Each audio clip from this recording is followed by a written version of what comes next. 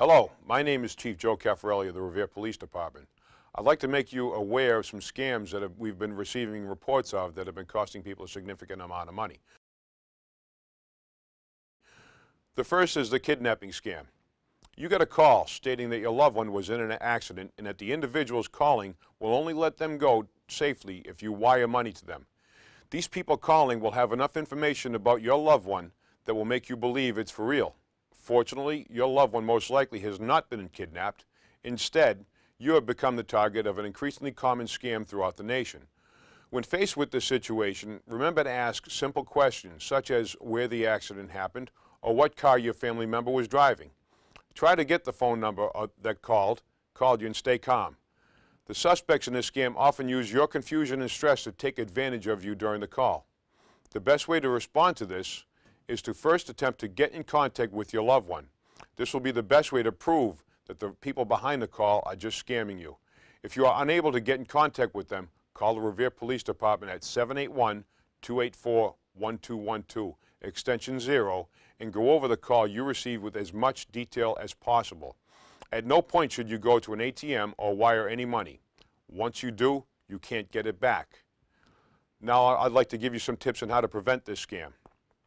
When family members are going to work, school, or out for the day, know their itinerary, who they will be with, where they are traveling to, and what their final destination will be. Constantly update and query your privacy settings on your social media profile sites.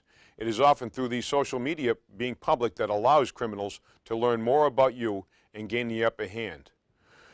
Do not provide unknown individuals with your personal information via social media sites, and only provide your private information to those you know and or wish to have that information. Check to see what privacy information is readily available to the public via the respective social media sites that you and your family are linked to.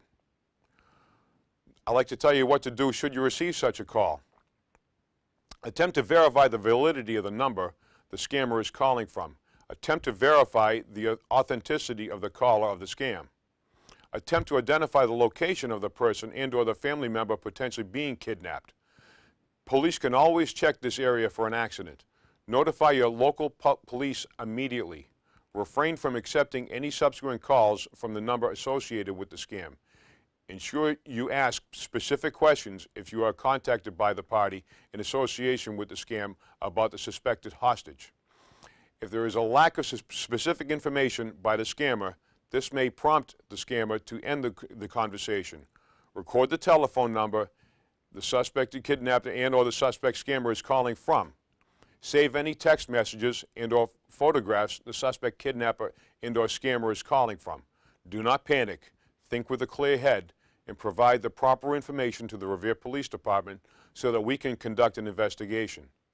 Be aware of phone spoofing, in which suspect scammers call from his or her telephone, however, has spoofed or masked his or her real telephone number with another telephone number that appears as such on your telephone.